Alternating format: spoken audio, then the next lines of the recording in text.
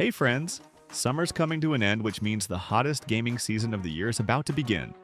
So I've picked the most anticipated gaming releases that are worth living for and waiting for their launch. So without long introductions, let's get started. THQ Nordic and Alkema Studio officially confirmed, guys. The remake of the cult RPG Gothic 1 is officially coming out, but only in early 2026. The game was supposed to release by the end of 2025. However, the developers decided to take additional time to polish the game. And you know what? I'm not against it. Better they perfect everything. Along with this, by the way, a demo version became available on PlayStation 5 and Xbox Series, which was previously exclusive only to PC. Console players can now try out the remake themselves for the first time, long before its release. The new trailer showed fresh gameplay footage, combat, a visually reworked Corinus, updated monster models, and familiar dialogues revoiced in a modern style. Gothic 1 Remake was announced back in 2019, with a test demo to check public interest. The final decision was made by developers in 2020. By the time the game releases, 7 years will have passed since the announcement, and almost 2 decades since the original came out. Guys, damn, how fast time flies. Almost 20 years have passed already.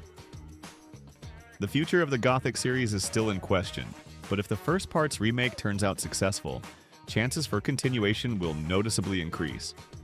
Well, for now, we just have to wait for early 2026 and hope it was really worth it. Bloody Hell Hotel.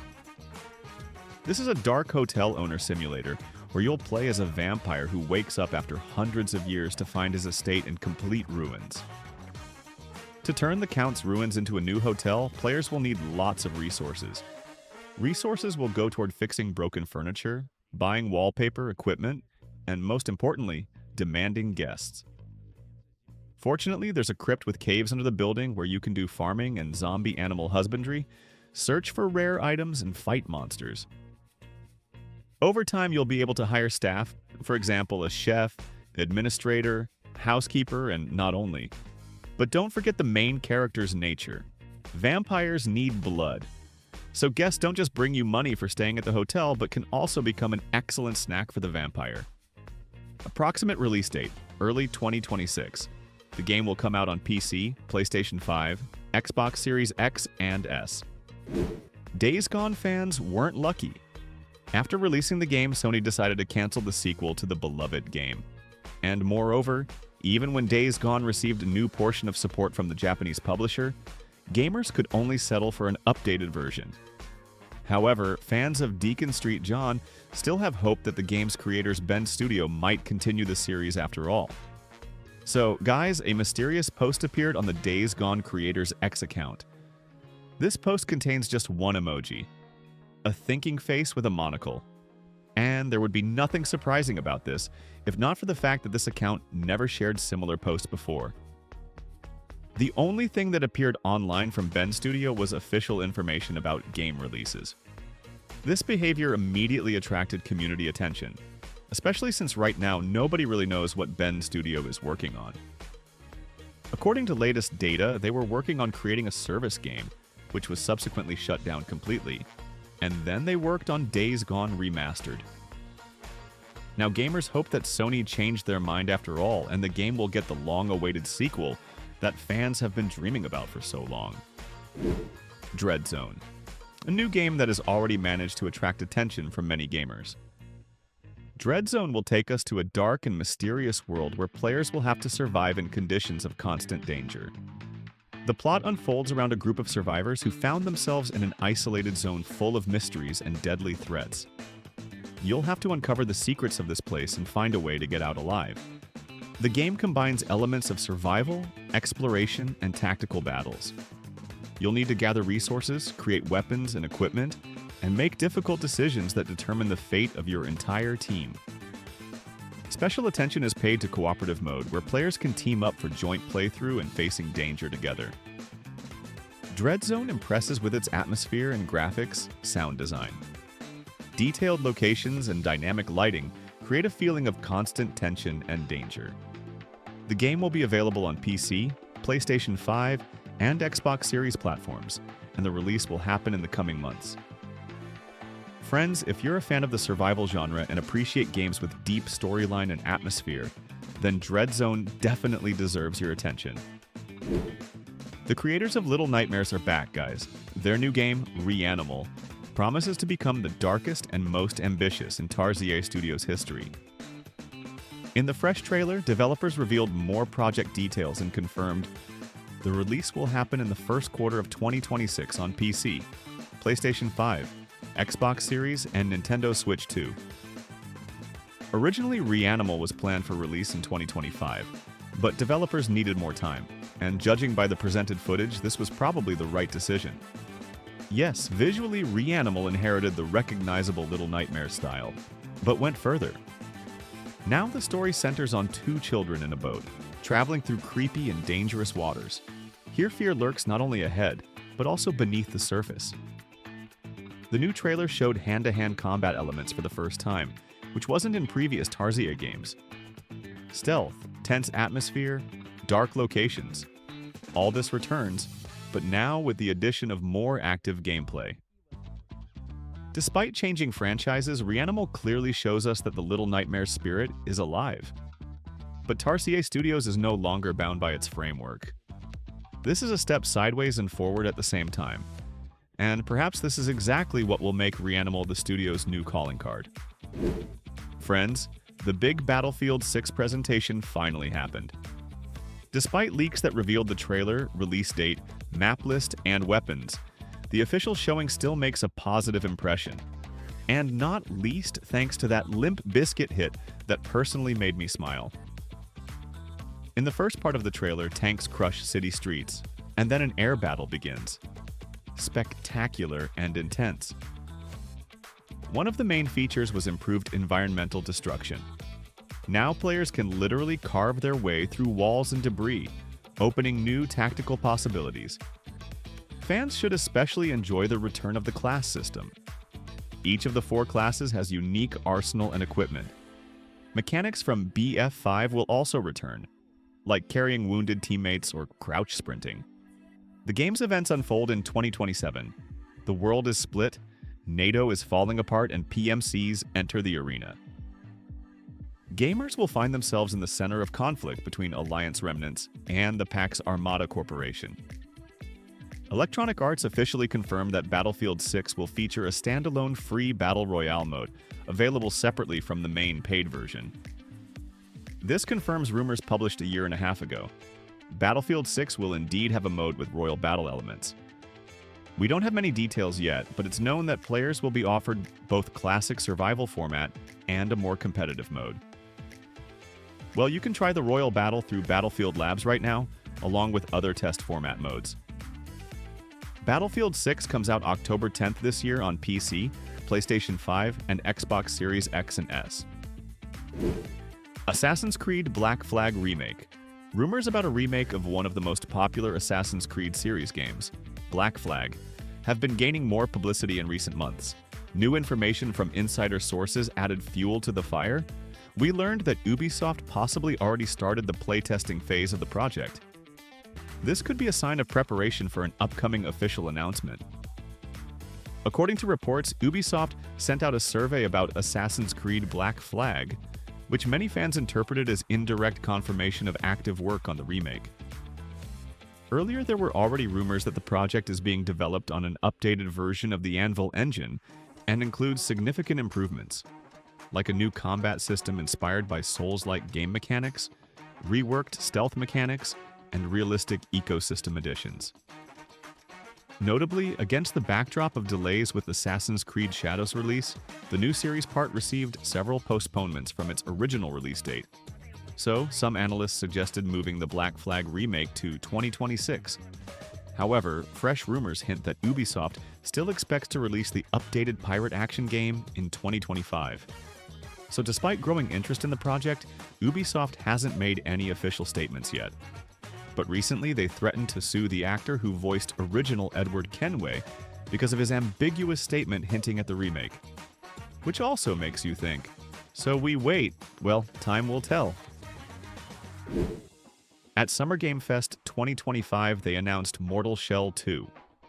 This is the sequel to the Souls-like that made waves a few years ago. Jeff Kiley showed a trailer where you can appreciate the game's dark Gothic style with colorful enemy designs. They took something from Resident Evil, something from Souls-like, and something that seems straight from Giger. Gameplay-wise, this will be classic Souls-like with bonfires and tough enemies. You'll have the opportunity to deal with monsters both in close combat and at range with old-school shotguns. Also, unlike the original Dark Souls, Mortal Shell 2 developers clearly worked hard on animations, and watching enemy finishers is pure pleasure. And besides that, the trailer features a composition by Ben Sahar from the Polish death metal group called Behemoth, which couldn't be more fitting for the game's style.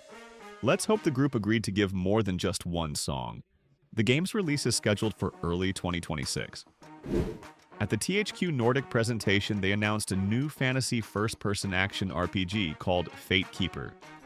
Along with this, the game's creators immediately announced the release date and presented a debut trailer that appealed to many gamers, including myself. The game is being developed by Paraglacial Studio, former employees of Grimlore Games, responsible for games like Spellforce 3, for example. The game will appear in early access this winter. The Steam page is already available, by the way. Fatekeeper will send gamers to a dark world where they'll need to write their own story. Any decision you make, according to developers, will influence further event development. The game will offer you many different places to explore, flexible character development, unique opponents, and graphics on Unreal Engine 5. And though I'm not a fan of this engine, guys, everything looks incredibly cool. I hope optimization will be good too. In some ways, Fatekeeper reminds me of Dark Messiah, so fans of the cult action RPG should definitely take a look at this new game. The gameplay video showed the main character and battles with different types of enemies. In combat, the character uses magic and cold weapons, including sword and bow. The game will release on PC, PlayStation 5, and Xbox Series. Approximate release date, end of 2025. So what do you think, guys? I personally really liked it. Dustfront. This is a classic RTS with an unusually dark black and red color scheme and engaging style. By the way, only one person is working on the game, Dmitry Sharankov. The game takes place on a destroyed planet, devastated by constant wars where nothing remains except reinforced concrete and fresh corpses of various races. Just from the trailer, you can see that players are in for a truly magnificent meat grinder. The game will have 4 factions in total: Empire, Mutants, Blues, and the Rebel faction. However, in early access, you'll only be able to play the Empire faction campaign, with other campaigns opening later. This decision is well compensated by the non-linear storyline, where even your defeat is part of the gameplay and lore. Naturally, Dustfront, like all classic RTS games, will feature army creation and base building possibilities. Variety of factories, equipment, stationary weapons, and different units will make each new playthrough unique. This is also helped by random events in the game, as well as procedural generation of missions, maps, and the campaign as a whole. The developer's main focus is creating a story game with complex decisions on the global map. Adding multiplayer mode is not being considered at this project stage. However, the developer said that if people like the game, there will be multiplayer co-op with PvP and PvE later. Dustfront's release date is planned for this year. The Chinese S-Game team continues their marketing campaign for their first AAA project, the action RPG Phantom Blade Zero. On August 1st, developers attended the China Joy 2025 exhibition, and before the event, various journalists and bloggers got to personally try the game's demo version and share gameplay recordings that you're seeing on screen now. The demo presented the 7-star swords level with seamless locations and deadly opponents, including bosses. Contrary to popular online opinion, Phantom Blade Zero is not a Souls-like. The developers themselves stated this. Here's a comment from the S-Game head, for example. When we first announced Phantom Blade Zero, people thought it was a Souls-like. But later, when we released several combat demonstrations, gamers noticed that the pace is clearly much higher than in Souls-style games. By feel, Phantom Blade Zero is closer to slashers like Devil May Cry and Ninja Gaiden. Story-wise, Phantom Blade Zero tells the story of Soul, an assassin accused of murdering the patriarch of a powerful organization called the Order. Fortunately, the hero managed to avoid death, but only for 66 days. And now he intends to use the allotted time to get revenge and clear his name. Phantom Blade Zero is being developed for PC and PlayStation 5. Approximate release date: end of 2025, beginning of 2026. Titan Quest II from Grimlore Game Studio recently appeared in early access on Steam and Epic Games Store, but has already made quite a stir. There's great interest in Titan Quest II from both players and streamers, and reviews are pretty good so far. On launch day, more than 100,000 viewers watched Titan Quest II on Twitch, and 27,000 simultaneous players in Steam within 24 hours. Now the game occupies second place in Steam's bestseller list. Reviews from early access players on Steam are very positive. Among the game's strengths, many mention the engaging campaign and gameplay. And let's be honest, guys, for a game that had no loud reports or big hype around it, just a couple of small trailers. These are quite encouraging numbers. It's completely obvious that Titan Quest II managed to find its audience. And what's even more important, people clearly liked what's already in the game. Titan Quest II is already feeling good in early access, and if THQ Nordic manages to maintain this momentum through regular updates, balance changes, and promised elements like multiplayer and crafting, the full version could become something truly outstanding. The full action RPG release will happen at the end of 2026, and not only on PC but also on PS5 and Xbox Series. Ferocious. We haven't had news about Turok Origins for a long time. But fortunately, the reptile theme is being explored not only at Saber Interactive. So, publisher TinyBuild and OMIOG Studio presented a story trailer for Ferocious, a dynamic first-person survival shooter with mercenaries, dinosaurs, and other aggressive fauna. In Ferocious, you find yourself on a lost island after a shipwreck. The protagonist's brother is missing, and the island is crawling with prehistoric creatures. But dinosaurs won't be the only problem. At some point, an unnamed woman contacts the hero, apparently trying to help you. She reports that the beasts aren't the biggest threat on the island. The main danger is presented by the Manifesta Corporation, whose military group has bases all over the island. The corporation's goals are unknown, but the protagonist isn't interested in fighting them. He just wants to find his brother and escape alive. Ferocious will release on PC.